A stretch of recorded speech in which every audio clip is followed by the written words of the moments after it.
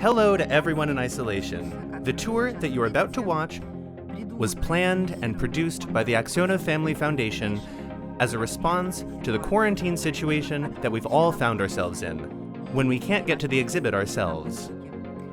This tour is the first of what we hope will be many. Sit back and enjoy. Out of all of these works, over 50 years of coming to the museum, I've only seen one before. We're going to pay attention throughout the exhibit to paper color. In graphic art, this is extremely important. It's harsh in a German way, a Gothic and fairly austere thing. It's not just the contrast of white paper and dark ink, between light and dark. It's the contrast between the most loaded part of the drawing and the least.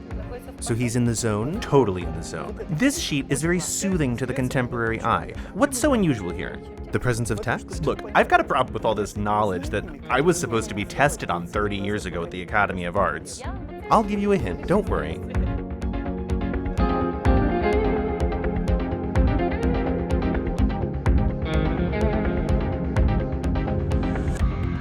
Dmitry, hi there. Good afternoon. I would like to start with a short introduction and speak with you about drawing techniques. Right now we're at the Pushkin Museum, where just 2 days ago we witnessed the opening of an incredible exhibit from Dürer to Today you're going to see approximately 0.1% of the Pushkin Museum's collection. Why do some people believe that drawing is always overshadowed by painting? Look, first of all, this is how I see it.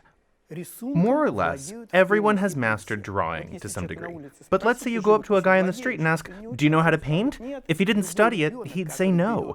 And any child who picks up a ballpoint pen and doodles something in their school textbook, they're doing graphic art too. They're making a drawing. A girl who draws something in chalk on the asphalt, she's doing graphic art. In that sense, graphic art is too accessible. There's an illusion that it's simple. To make things clear, the museum holds about 200,000 graphic works, not counting prints. That means etchings, engravings, just drawings. What makes a drawing different is clear. It exists only in a single example. An etching might give us 200 prints. A wood engraving might give us 200 or 300. All of these are unique copies, which makes them priceless. Drawings get damaged when they're hung in the light. They can only be pulled out for a short period of time. To see these works is a real rarity. Over 50 years, out of all the works on display, I've only seen one of them before, to make things clear. So it's a unique opportunity that unique doesn't even come close. The exhibit here is organized in chronological order, and that's why the first work is by Nikolaus Landshut. So, could you share in a little bit more detail about this one with us? You've got to take a look for yourself. There are lots of arguments among specialists, what we call graphic art and what we don't. Let's say something's on paper. Is it definitely graphic art? Maybe it's a painting made on paper. Go ahead and figure that out. This line's a little blurred. You might say that graphic art is by nature deprived of color. It's done in just 2 or 3 color tones. But this work sends us a little bit back to painting. And why is that? Because, first of all, there's excellent detail work. But the most important thing is that there's no white background here. Here, the paper itself doesn't play an active role. This might have been done on a wall. This might have been done on a board. And this is like a transition from painting that becomes grisaille, meaning it loses color. There's another interesting moment here. Caught between two worlds, you might say. Absolutely. Graphic art, as we understand it, began at this time, in the middle of the second half of the 15th century. Before this, essentially, there was no sense in saving these papers. They weren't imbued with any meaning. They weren't collected. For the journeymen, they were used merely as sketches. No one considered them valuable. But at one point, people started appreciating them. Now, what we see here, take a look. There's an incredible thing here. Tinted paper. We're going to pay attention throughout the exhibit to the color of paper. In graphic art, this is extremely important. Here it's a kind of gray-green, and the artist uses whitewash in order to bring that light out of the work. Primarily, we see the opposite. The paper shines through, and the artist works only with shading. It's harsh in a German way. It's this Gothic and fairly austere sort of thing. Right, the facial expression here. Here it's worth looking at the face of Saint Simon the Zealot. In his arms, he's got some kind of tool that I can't quite figure out for myself. In his left hand, it's obvious he's holding the Holy Scripture, but what is he holding in his oddly splayed right hand? Maybe it's some instrument of torture. This here would be interesting to ask a specialist about, because this object is totally unknown to me. I do know that earlier these instruments were actually used by housewives to wash clothes, but this is highly unlikely here. This is the pride of the Pushkin Museum's collection, an authentic work by Dürer. Putti dancing and playing music with an ancient trophy. What's on your mind? What do you like? What's the difference between this and what we just saw? Here, I think this work is more characteristic of the Italian Renaissance. Not bad. You could pass an art history exam, piece of cake. Thank you. But it looks more like a work done in the German style. There's a severity in the movement of the artist's hands, and that's why this specific combination is really interesting. Tell us a little bit more about this. Why is it done this way? What you said is the very essence of all of Dürer's work, because he's a German artist who turned toward Italy. In the beginning of the 20th, even at the end of the 19th century, arguments began, especially in Germany, whether or not to consider Dürer an authentically German artist, or whether he was infected with some Italian spirit. And he truly found himself on the edge of these two worlds, which makes him such a unique phenomenon. It's like, on the one hand, he's stuck between Northern Europe, Germany, and sunny Italy. On the other hand, he's right in between the Middle Ages and the modern era. That's why he's a German artist who didn't just master Italian art, but used it to discover all ancient culture. That's why he got the Putti, these naked children. It's interesting that there's a wardrobe here. What's this? What's this called? Antique trophy? The antique trophy that he added in here? The artist mastered movement, the dynamics of the human body. He paid attention to the proportions of the children's bodies. For his entire life, Dürer was a fanatical student of proportions. He believed that the beauty was hidden inside them, the beauty that's hidden in art. What are a child's proportions? The relationship between the head and the body? The most important thing is to make it as natural as possible. Landschutz's figure, which we just saw before, was sitting like an icon, turned to stone, without any internal movement to speak of. There's a static quality to that work. But here, everything's just come alive, and it started to move. But also from the perspective of drawing, you were totally right. There's a hardness, a harshness. This here is a pen with dark-colored ink. By the way, in graphic art, you always have to pay attention to what it's made with. Where you have your pens, your brushes, your pencils, your red ochre, and your black chalk, we're going to see works in all these different media. It's just every single time, you'll be convinced. It's a different world. This extraordinarily fine pen gives him the ability to do exquisite work, just with every single line. A very light touch, perfectly light. His father wanted him to start working with jewelry. He spent several years studying it. His father then worried when he gave up on it. But this sharpness that a jeweler has to have is present in all of his drawings. The art of light touches. Here's one other thing that we should pay attention to now that we're here and we have the opportunity to look at these paintings just like our visitors do. It's the fact that every single line carefully models volume. You can see that this becomes three-dimensional before our very eyes, that it's a reference to ancient marbles. Well, shall we keep going? Now we're looking at a work by Beham, who, just like Dürer, also worked in Nuremberg. I don't even know what I remember, who I remember. Look, I've got a problem with all this knowledge that I was supposed to be tested on 30 years ago in the Academy of Arts.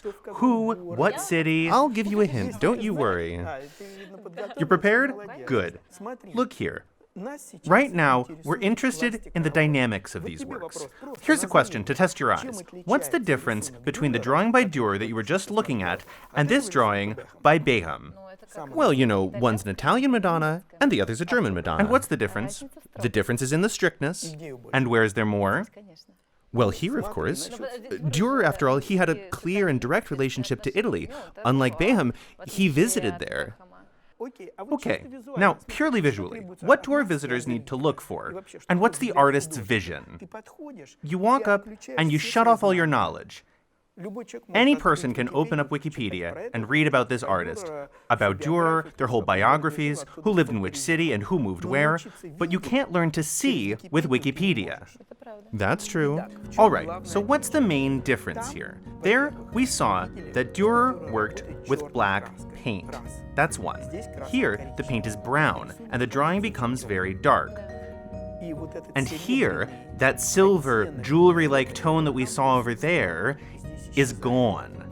Well, this work is more graphic. And what does that mean? There's more paint.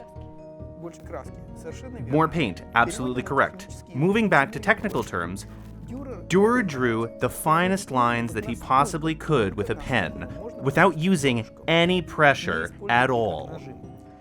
Here we see that the line becomes much richer, and the paint comes off of it in gobs. You get the impression at first glance that you're looking at an engraving. That's true. So there are nuances here that help us understand that this is drawn and not printed. What's the difference between this and an engraving? How can we understand it immediately? They give a little secret away. These works done with a pen. If it's an engraving on wood, then all the dark lines are convex. Do you see that? And just imagine, you've got this line right over here in the shadow. He achieves this particular effect with very dense hatching. How can you cut this kind of hatching? If you've got a board that you're going to make prints with later, how? You would have to pull it out and cut every single little white dot. In order to do something like that, you'd have to spend a week.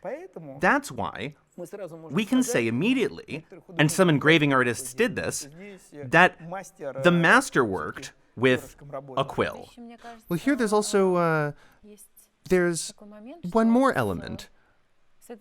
On this side, everything is extremely detailed, and the artist extremely painstakingly approached the image. But on the right, it's the opposite. It's almost like a sketch. You really never went to art school? Well, it's just that this, if you had had a really good teacher, they would have taught you this exact tactic. What's a good drawing? It's built on contrast. It's not just the contrast of a white sheet of paper and dark ink, the contrast between light and dark.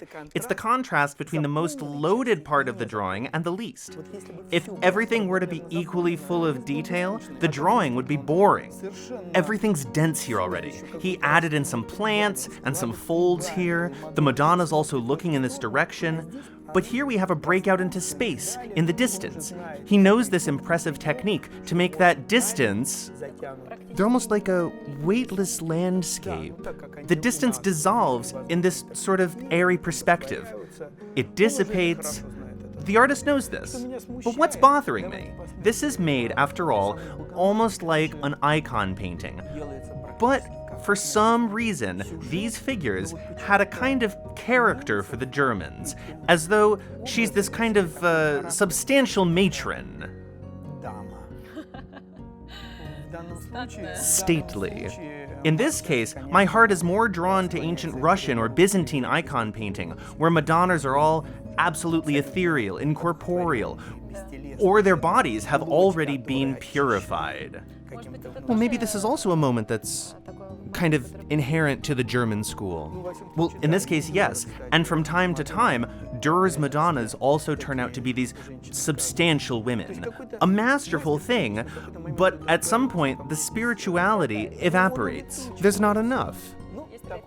Here it's corporeal. This is also the modern era, the 16th century, and here the body plays an enormous role.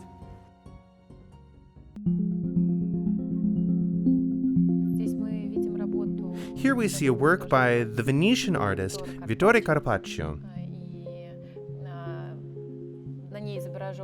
And in this drawing, we see a philosopher who's busy with geometrical measurements. And as far as the work with perspective is concerned, tell us why, for artists of this time period, that kind of work was so important.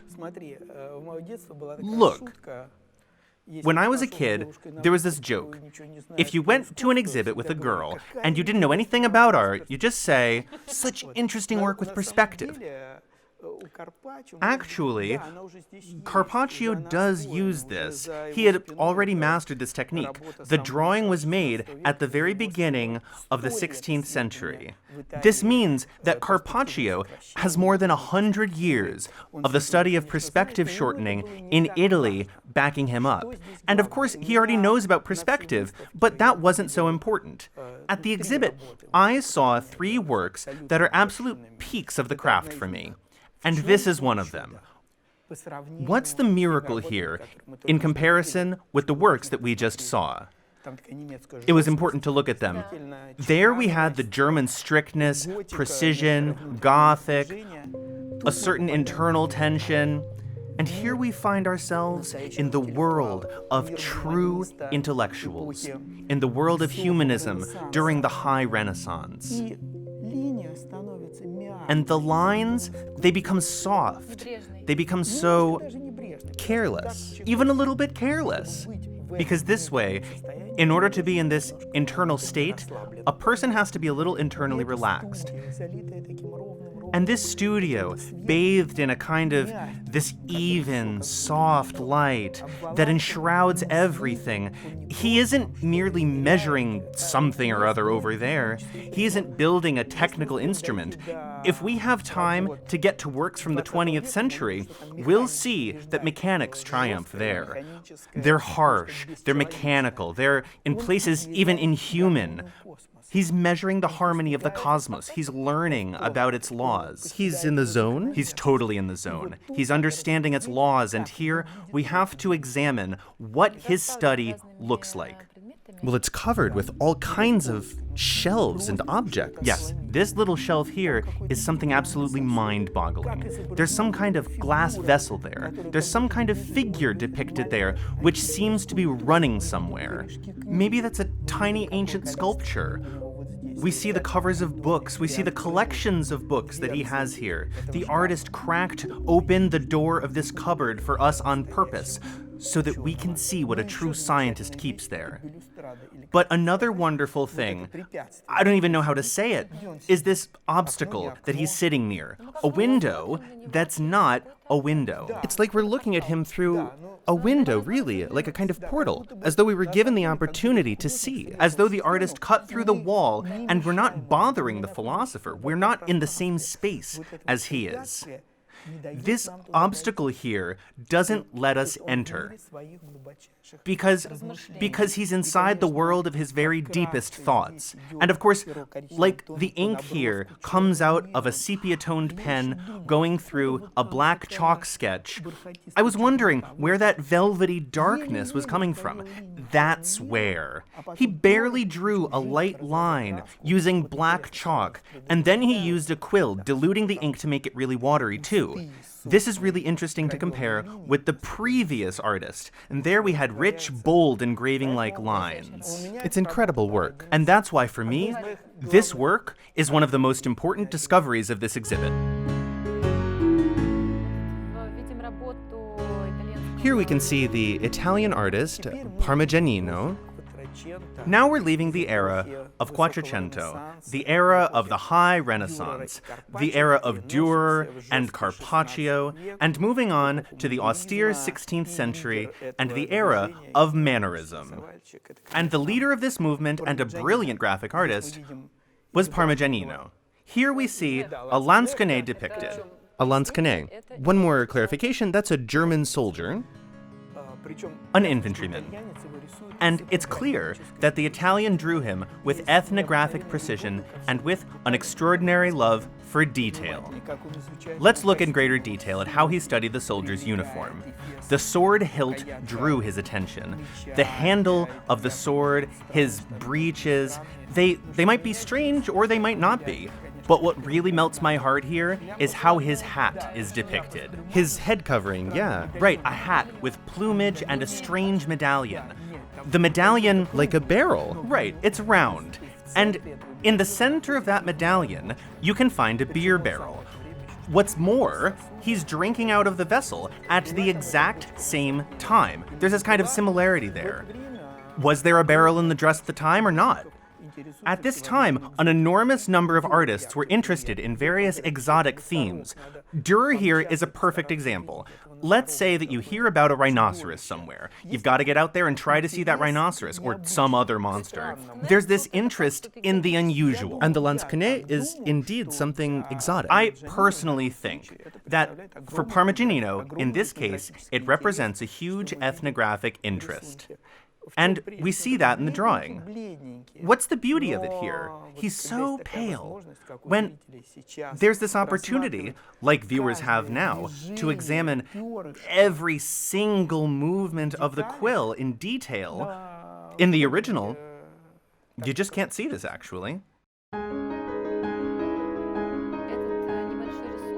This small drawing here, by Veronese, is a sketch that he made in preparation for a painting that was planned for the Venetian cathedral, the feast in the house of Simon the Pharisee. Tell us a little bit more about this. What should I say in regard to graphic art in general? Artists make sketches with all kinds of different intentions. It might be what we saw with Parmigianino. Artists made drawings and collected them in albums, so that they had a collection of all different kinds of, say, hand movements, just in case. Just like Durer had. He sketched, and he had an enormous collection of drawings of hands in particular. Facial expressions, or poses, bodies, and body language, or some kind of strange clothing, which both Parmigianino and Rembrandt loved. In addition, artists also used drawings to capture their ideas for their bigger paintings. An action plan. Right, exactly. Before they use up a canvas, an expensive proposition with all the wood and the paint, they have to sketch the composition. And here, as a matter of fact, a true art lover has the privilege of seeing how everything got started, how the artist's thoughts progressed. What did they work on? Why was that figure moved from the right side to the left? Here, it's interesting to compare the sketch with the painting. This is a lively and spontaneous sketch of the feast in the house of Simon the Pharisee. And as far as I remember, in the final painting, the foreground is taken up by two strangely twisted tables, as though space is unfolding before us. Unlike with Leonardo, for whom tables are always placed in parallel with the canvas's composition. But most importantly, the Savior in the painting appears in the center, if I'm not mistaken.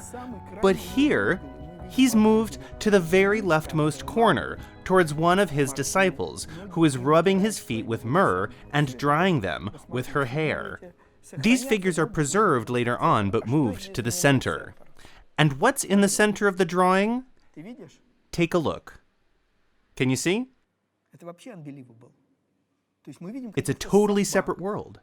We see some scattered dogs and cats fighting on the ground. It's an absolutely novel understanding of this religious theme. Now, the scripture is included in an image of this little feast among friends, where scrappy little dogs might really actually take up the foreground, where the artist can propose their own interpretation. I'll say more. What's the essence of this interpretation? It's that we can look at it, to a significant degree, like an everyday occurrence that unfolded in carefree 16th century Venice. The Venice of Veronese, Tintoretto, and Titian was a fairly cheerful city, to be fair. Shall we go on? Yep.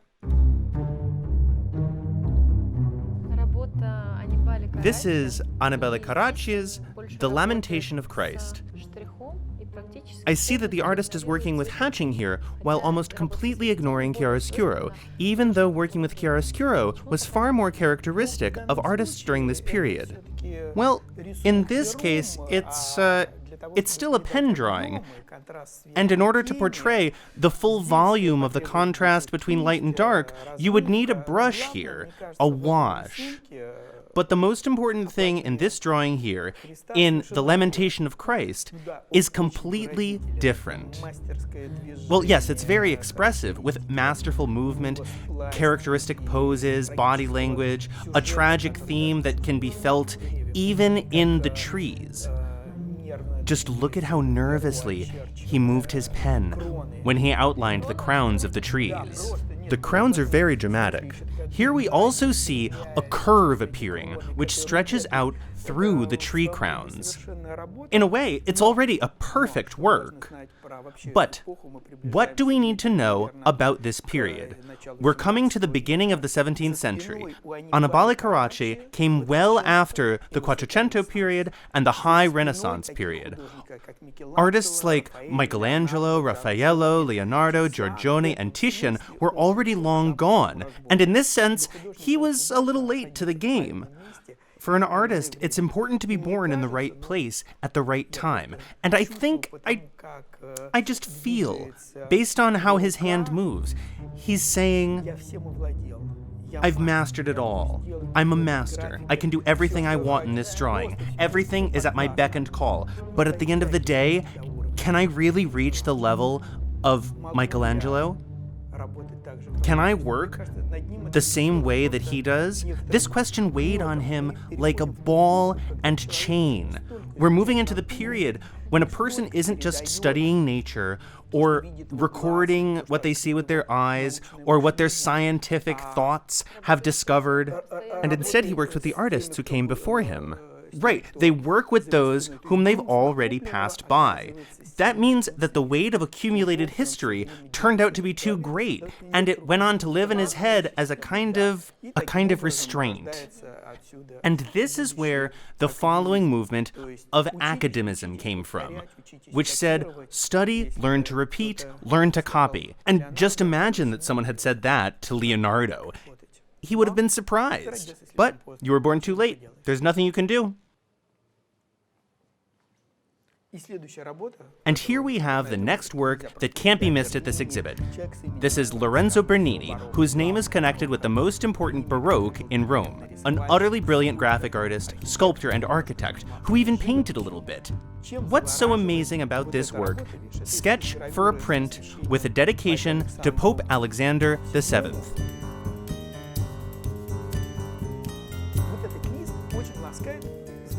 This sheet is very soothing to the contemporary eye. What's so unusual here? What do you think?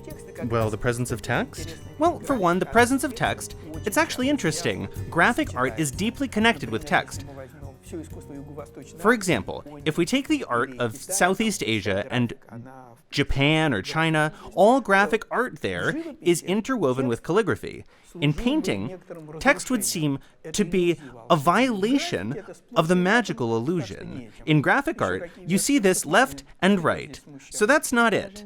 Any other ideas? See what sticks out to you here. The depiction of another sheet in the picture? Well, the depiction of the sheet in the sheet happens as well. But these two, the cherubs. There are plenty of cherubs in these drawings too. We saw how in Dürer they flitted and danced about. Oh, now I get it. Right. What's this here? What indeed? This is exactly what a contemporary mindset finds so interesting, since they need to have a mystery. What is this emptiness? Is it the Earth, with its two hemispheres, on which nothing at all is drawn? Is it space, where the map of the night sky has yet to be drawn? Actually, the whole beauty here is that I don't know, a perfect figure? You would think. The beauty here is that the drawing served as the prototype for the medals, which were ultimately made for Pope Alexander VII based on Bernini's design. So in this case, the most thrilling thing is this non finito, the fact that it's not finished. If everything here were filled in completely and this bas-relief were depicted, I think that the drawing would lose about half of its charm. That's true. I agree with you. That's our twisted way of thinking in the 21st century. The next work is Guido Reni's Two Studies of a Mule. Yes, the exact same mule is depicted twice in the same drawing. Guido Reni is an interesting artist. In the 1940s, who was it that wrote the most popular book on art history for children and students? Ernst Gombrich. And when he finished his history of art, he wrote that there are two underappreciated artists on Earth: Caravaggio and Guido Reni. Caravaggio because his work was too close to reality, and Reni because he was too ideal. And after this statement, Caravaggio began to climb in value, while Guido Reni nevertheless stayed at his previous price level. This drawing here completely stunned me. I knew that Guido Reni was a master of such artificial theatrical gestures, these smiles, and these kinds of tender, even saccharine evangelical subjects.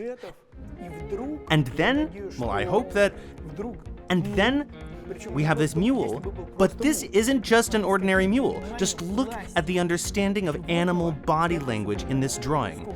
How much energy there is. Yeah, you can feel the expressiveness here. How brilliant that some of the parts here are done in detail. Here we can even sense the mule's emotional character in both the first and the second drawing. Absolutely. But it actually seems as though they're depicted as a couple, a male and a female. They're galloping. This one is made more dynamic with a strong touch of the pencil, and the second one seems to be moving off into a more distant, like a background plane. But here's what's amazing, that the artist, I know Guido Reni's paintings, but I never saw his drawings. I never would have thought that this was him. In theory, had he focused on this and followed his path, he would have become even more wonderful. And popular. I don't know about popular. People might not have appreciated him. We would have had to wait another 300 or 400 years. But the drawing is absolutely exquisite. Plus, we're looking here at a new media that we have yet to see. We've mostly seen work with pens, black ink, sepia ink, various quills, goose, reed, and with various pressures. Sometimes the ink is brighter, sometimes it's darker, but here we have black chalk on blue paper. We see the initial chalk underneath inks, which the artist initially sketched with, and now he uses chalk alone. It looks a little bit like a slate pencil. Yeah, absolutely. Actually, black chalk is just like stone, just a little bit more artificial looking. Peter Paul Rubens, head of Silenus. The head of Silenus. Silenus, as far as I remember, is a mythical or partially mythical creature, the son of Pan. At any rate, it's clear that he's somehow connected to the animal world based on his facial expression. When you see this drawing, the heart of anyone who's ever studied academic drawing should skip a beat. When you study academic drawing, what's at the foundation? You've got to draw plasters. You've got to draw heads. Well, Rubens, as a matter of fact, in his early works, drew a great deal of Italian sculptures. Here, incidentally, we see several such variations, beginning with Silenus. And you understand that this is the level of academic drawing that you, even after spending many, many years, probably won't reach. This is a perfect depiction. It's ideal. This deserves to be in a textbook to show how volume is modeled, how to make shadows, how to depict depth and shine. See that eraser stroke there? There weren't erasers back then. Instead, breadcrumbs were used. Breadcrumbs took the tone off the tip of the nose and brought it right into the foreground. See how unfinished and roughly the top of the head is sketched? How he went off into the distance there? Like right here, we see the shadow modeled. The strokes here are very light, but they're still meticulous. The main thing is that they're very precise. This is how you show volume.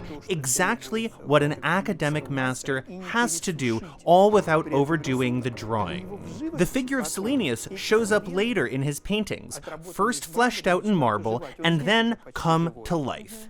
On the one hand, you look at them and understand that it's a sculpture. On the other, you get the impression that it's a sculpture come to life.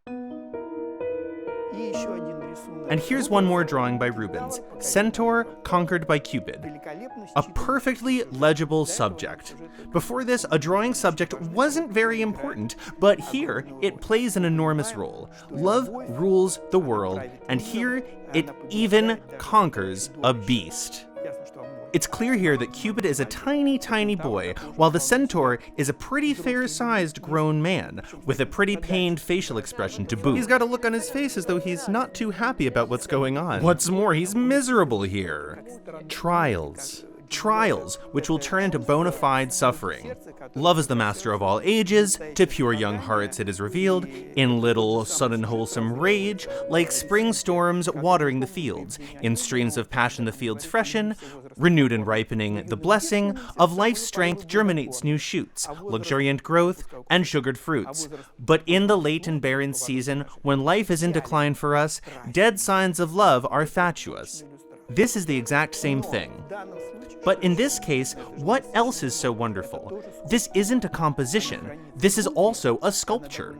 It's kept in the Louvre, and it's also perfectly drawn. In fact, the drawing is more interesting than the sculpture itself. Now it's been restored, okay? But then it had only just been found. Here, Cupid is missing a leg, arms, and has just one wing. And now everything's been restored. You've got an arm there, and a leg there, and a wing stuck back on. All that means that a part of the work's expressiveness is lost. But the most important bit is that Rubens' genius found the perfect angle. If you were to go online right now and look for photographs of that sculpture with the Centaur and Cupid from the Louvre, you'll find plenty, but not a single one will be taken from the correct angle. And here we can't miss, in this very same hall, the art of the Netherlands, which we haven't talked about yet. Here we're standing by Rembrandt's work, Study of a Woman Holding a Child, and these works by Rembrandt, they always remind me of a traveler's sketchbook. Absolutely correct. We were talking about how artists make sketches for themselves, and not just as preparation for their big paintings. They walk the streets and doodle incessantly, so as to have a collection of images. Rembrandt was incidentally famous for this. He was very productive. I believe that he had more than 600 works, if I'm not mistaken. Right now, I can't even remember the number, but he always had a notebook, pen, and ink with him, which he wielded like God himself. And he made these spontaneous drawings, and their precision hardly knows any equal. And here, at this exhibit, this is his very smallest work. The relationship between a mother and her child, all the tenderness of the mother, and how the child pulls himself closer with just a few strokes. How you can use just a few strokes. When you're working with a pen and with ink, there's no way to go back and fix things. You've got one chance. If a line goes off by just 1 millimeter, the drawing loses some of its expressiveness already. The fact that this work is presented here is already a miracle. This is the only one of the works that I knew before this. I've seen it many times before, But just one more encounter with it, it's a blessing. It's a true blessing. Antoine Watteau, an actor dressed as Crispin. Well, this is interesting. I see that the artist here, he used red chalk to depict the actor. First of all, what is this? And second, why? At the time, both chalk and pencils were in fashion. Beginning at a particular point in time, sanguine, which is just a sort of red-brown chalk that happens to be made in a way that always gives off a color like this in the drawing. This is a brilliant drawing by Watteau. If I were to pick out 3 works that resonated the most with me at this exhibit, this would have to be one of them. And this brown chalk, it can be sharpened and used just like a pencil. It's very soft, and the most important thing is that it allows the artist to vary lines in the most subtle way. It's the kind of work you just can't do with a pencil. You mean that this is to achieve the clearest possible depiction of chiaroscuro, right? Chiaroscuro and atmosphere. Sanguine has this really pleasant reddish shade to it. Very rarely do you see other shades appear, like lily, say, or violet. At the beginning of the 18th century in France, we left Germany and Italy to wind up in France at the beginning of the 18th century, and Antoine Watteau is the central figure of this period. And this is what the delight of Crispin is all about. Just look at the light touch he used for the hero's hat. It immediately dissolves right into the background. Watteau is a master of breath. If everything were to be filled in absolutely identically, the drawing would have lost its expressiveness. Some things dissolve, while others find themselves brought into the foreground. It's important to give a feeling of a certain melancholy, sadness, a certain sorrow. In that sense, this drawing is principally different from everything that we've seen before. Once, when I was much younger, I started to work with sanguine until I had the chance to see an original drawing by Watteau made with red chalk. Because he's just the god of this tool. And there was this line from one avant-garde artist of the 20th century, Richard Serra, I think. He wound up in Madrid and said, "It would have been fine, but Velázquez was the one who put the final nail in the coffin of my painting." Watteau turned out to be the exact same artist for me, after whom I could never pick up a piece of red chalk again. Watteau is an artist who was underappreciated for a very long time. Even at the beginning of the 20th century, Chicherin, he was a revolutionary, the People's Commissar of Foreign Affairs, he wrote a book about Mozart, whom he idolized. He wrote that there are 2 great things on earth, Mozart and revolution. He wrote, "Some people compare Mozart with Watteau. How is that possible? Where is Watteau in comparison to Mozart?" That's what one of the most educated people in the country wrote just 100 years ago. That's how people saw Watteau. And now we know that the two are comparable. In music and in painting, Mozart and Watteau are equal figures. Welcome to the 20th century. You betcha.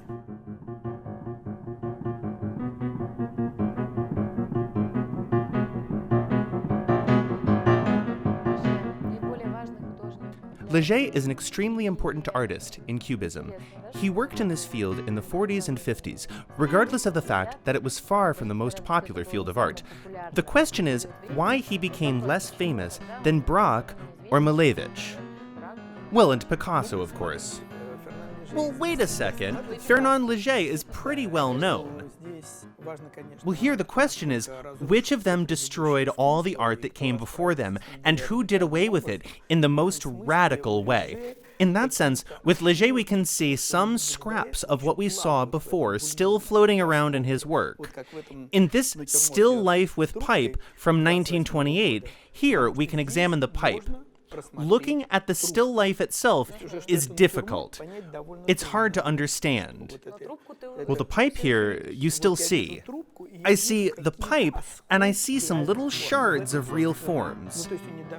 I mean, it didn't get to the point where there was nothing left of shapes at all, and in this sense, this is a really interesting finale to the history that you and I have traveled through here. Here, everything disappears. We lose Dürer's intricate drawings, and here we lose Carpaccio's intellectual study. We lose all of the wonderful, precise transitions that Watteau did with his sanguine, and so on and so forth. But what prevails? The mechanical prevails. The 20th century. Humanity found itself in a completely new universe. Now you can't draw attention with a woman's skin like with Boucher. A 20th century person sees all of that as kitsch. And what do they like? They like these kinds of metallic forms. Why does the black transition into white on this brown background here? And also sharply, as though they were scraps of metal tubes. And what could this shape here be? As though it's some kind of saw. Maybe it's a key, or maybe it's a sheet, but it's depicted as a mechanical iron sheet. It means that we're dealing with a completely new universe. It's shocking here that the history of graphic art, which begins, we won't take the very earliest graphic art, but it begins from the mid-15th century and turns into this by the mid-20th century. And here we see the finale to a story that's lasted exactly 500 years. And this is, in a certain sense, the fate of humanity, which went from those highest humanistic ideals of the Quattrocento, the Renaissance, and those shades of feeling that we saw in the 18th century drawings of Watteau, to the things that populate the works here by Fernand Léger.